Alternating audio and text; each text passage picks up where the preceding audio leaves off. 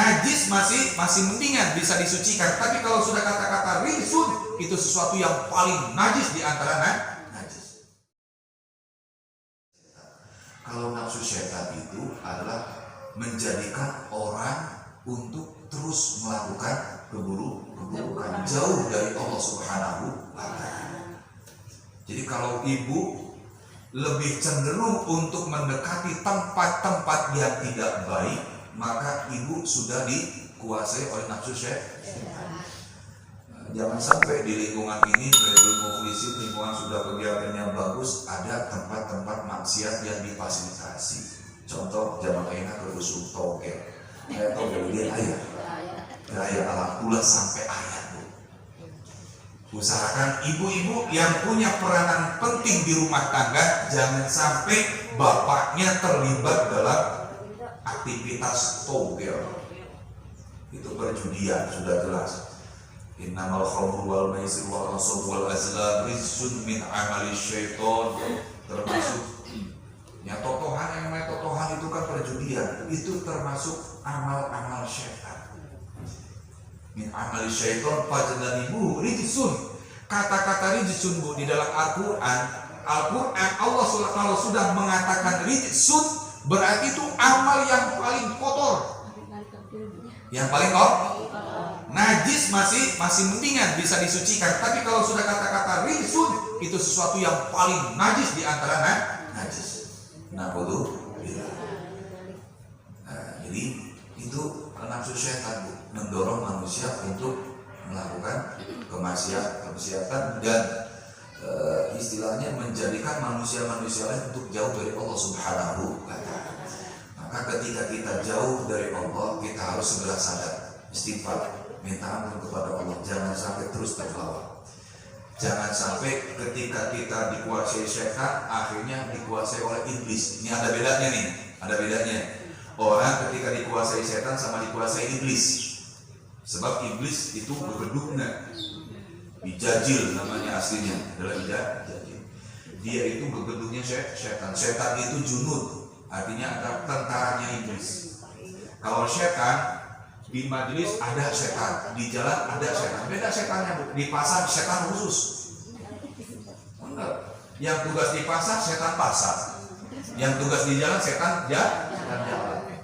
Kalau ibu kasih tahu namanya bisa yang kenal. Nah, bedanya orang kalau sudah terpedaya oleh setan sama sudah dikuasai sama iblis. Orang yang terpedaya oleh setan itu biasanya dosa yang dia lakukan cuma satu macam. Tanpa bertumbuk-tumbuk dosa yang lain. Tapi kalau orang sudah dikuasai oleh iblis, ini dosanya bertumbuk-tumbuk. Berarti orang tersebut sudah dikuasai oleh iblis. Maka jangan sampai kita sudah terbiasa dikuasai oleh setan, akhirnya sampai iblis turun tangan. Nah itu dosanya bertumbuk-tumbuk. Pertama pusing, para saja istri, akhirnya nongkrong mabok, merkosa, habis merkosa, membunuhnya tidak hanya membunuh biasa, tapi mutilasi, dosa yang sangat besar. Akhirnya apa? Dia bunuh diri, ini juga dosa yang sangat besar. Jadi kalau orang sudah dikuasai oleh iblis, dosanya tidak tanggung-tanggung, semuanya dosa besar. Nah itu Bu, nafsu syaitonia. Yang terakhir adalah nafsul mutmainnah. Nah ini nafsu yang baik Bu, yang harus kita tumbuhkan dalam diri kita. Jadi jangan sampai nafsu-nafsu yang lain yang menyebabkan manusia itu mulia, karena ada nafsul mutmainnah. Nafsul mutmainnah itu apa? Nafsul mutmainnah itu adalah jiwa yang tenang.